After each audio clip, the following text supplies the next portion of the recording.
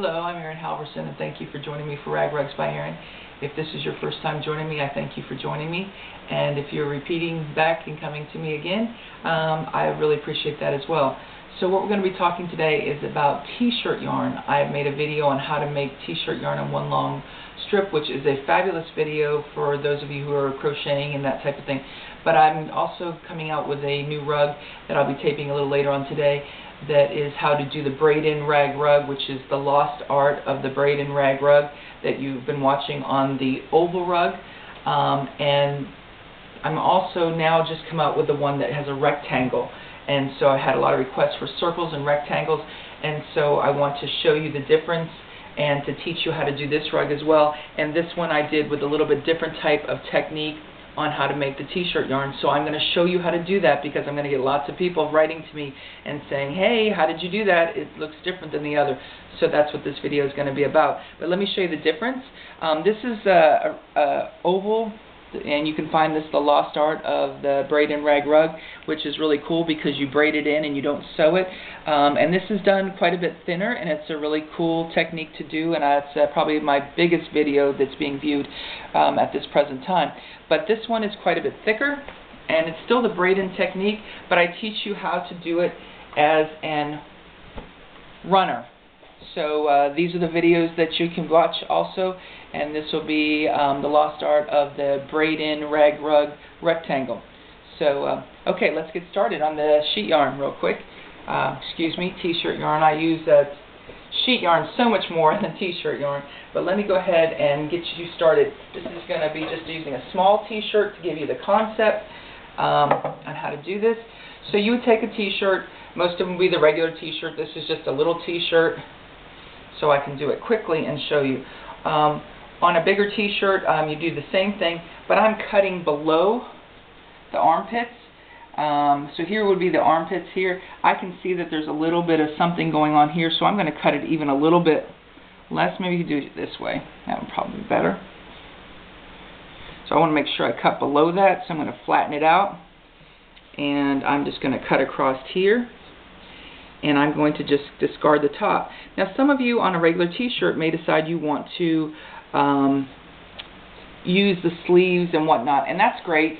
Some of you are really thrifty, and that's fine, but I'm not doing that on any of mine because it's just too much work and too many small places with extra knotting.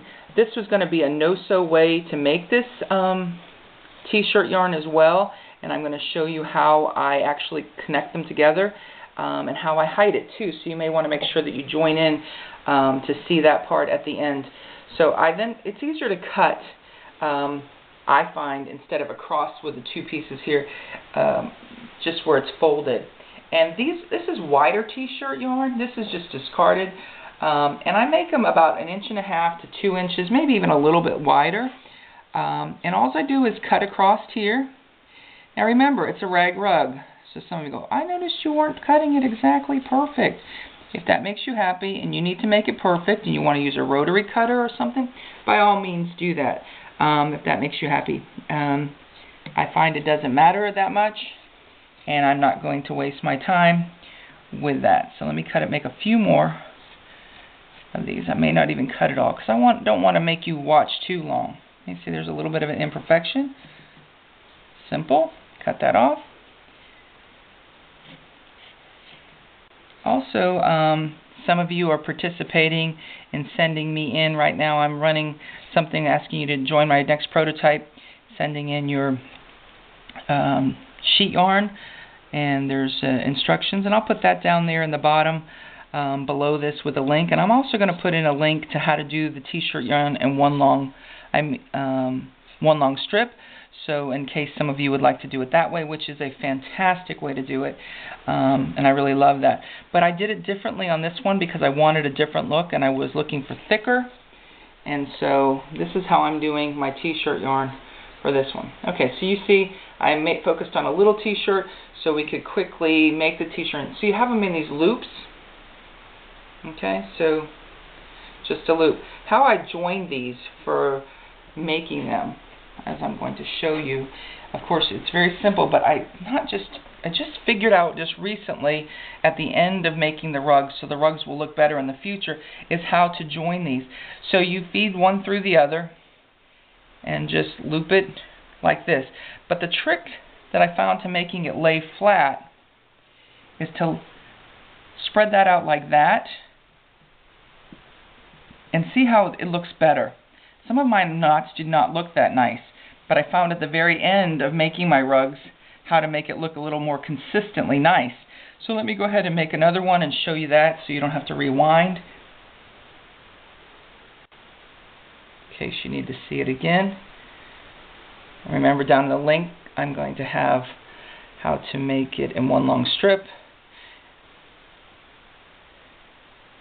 Okay, so you just kind of flatten it out, the colored side up, preferably if there's a colored or a side that you prefer. And so you can see that I used a print, and I used prints and solids, of course, with t-shirts. And see how that lays pretty flat, so you don't have the knot isn't quite so obvious. So there you have it. That's how to make the t-shirt yarn that would be used in this project. And so thank you for joining me, and we'll see you next time. Thank you.